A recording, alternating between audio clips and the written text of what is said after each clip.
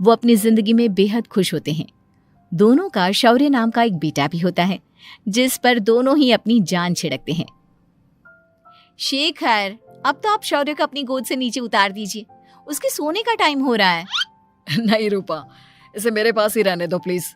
मैं थोड़ी देर में इसे बिस्तर में सुला दूंगा। लेकिन कल सुबह आपकी ऑफिस में मीटिंग भी तो है ना, और इसके लिए आपको कल जल्दी भी तो निकलना होगा। जाइए, आप भी जाकर सो जाइए। क्या यार, अभी तो मेरी गोद में आया था मेरा बेटा और तुम उसे लेकर जा रही हो। बाद में कर लेना अपने बेटे से प्यार, अभी जाकर सो जाइए। रूपा शेखर से शौर्य को ले रही होती है कि तभी शौर्य रोने लगता है। शौर्य को रोता देखकर रूपा उसे फिर से शेखर को थमा देती है। आपका बेटा ना एक नंबर का नौटंकी है, बिल्कुल आप पर गया है वो। साफ बोलो ना, तुम्हें जलन होती है हम दोनों बाप बेटे का प्यार देखकर। पहले बड़ा तो होने दो तुम शौर्य को, फिर देखना वो सबसे ज्यादा मुझे ही प्यार करेगा। देखते हैं। ऐसे ही दिन बीतते चले जाते हैं और एक दिन कैंसर की बीमारी के चलते रूपा की मौत हो जाती है। अब शौर्य 3 साल का हो चुका होता है, जिसके कारण उसकी दादी शेखर पर दूसरी शादी का दबाव बनाने लगती है।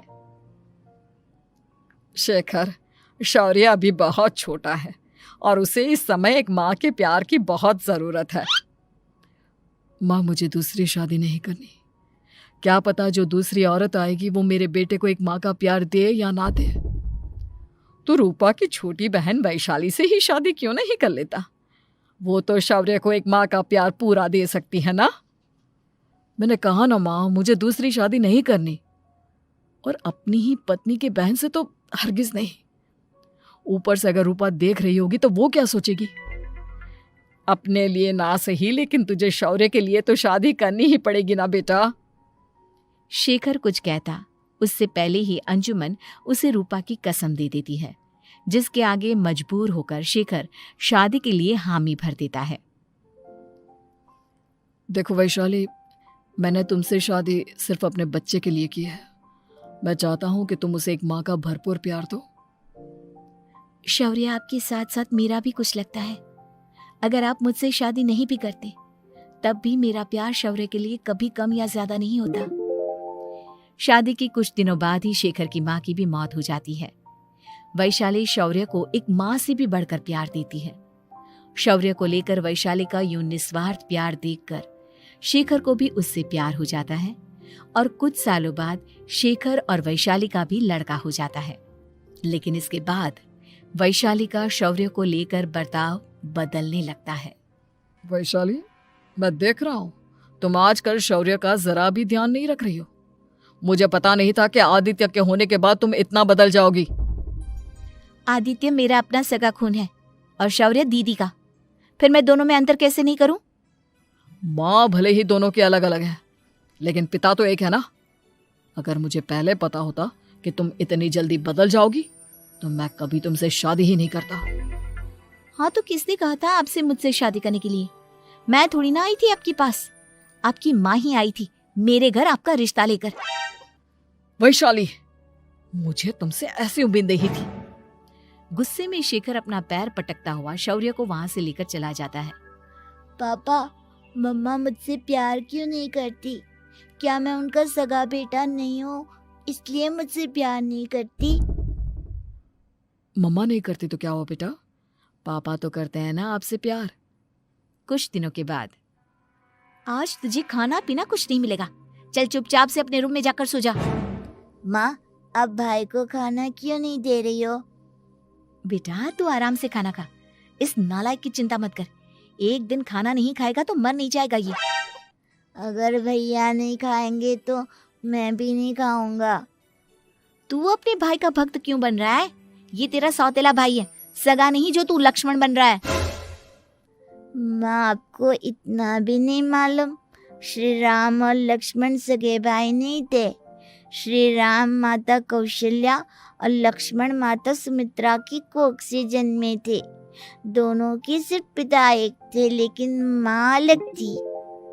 मुझे ज्यादा ज्ञान देने की जरूरत नहीं है, ये सतयुग और त्रेता युग नहीं है, समझे? आया बड़ा भाई का चमचा। इतना कहकर वैशाली वहां से चली जाती है। जिसके कुछ टाइम बाद शिखर वहां आता है और आदित्य उसे सारी बात बताता है। मुझे माफ कर दो शौर्य, तुम्हारी माँ के जाने के बाद मुझे दूसरी शादी का फैसला करना ही नहीं चाहिए था। अगर मैं दूसरी शादी नहीं करता तो शायद आज तुम्हारी ये हालत ना होती। नहीं पापा, अगर आप शादी नहीं करते तो मुझे आदित्य जैसा छोटा भाई कभी नहीं मिलता। थैंक यू मुझे इतना अच्छा भाई देने के लिए। तुम दोनों हमेशा ऐसे ही साथ रहना, फिर कोई भी तुम दोनों का कुछ नहीं बिगाड़ पाएगा। चलो मैं तुम दोनों को आइसक्रीम खिला कर लाता हूँ, बहुत भूख लग रही है ना। शिखर शौर्य और आदित्य को आइसक्रीम दिलाने लेकर जाता है। वो दोनों को पार्क में खड़ा करके आइसक्रीम लेने जा ही रहा होता है, तभी तेज रफ्तार से आती हुई एक गाड़ी उसे कुचल देती है और उसी पल शेखर की मौत हो जाती है।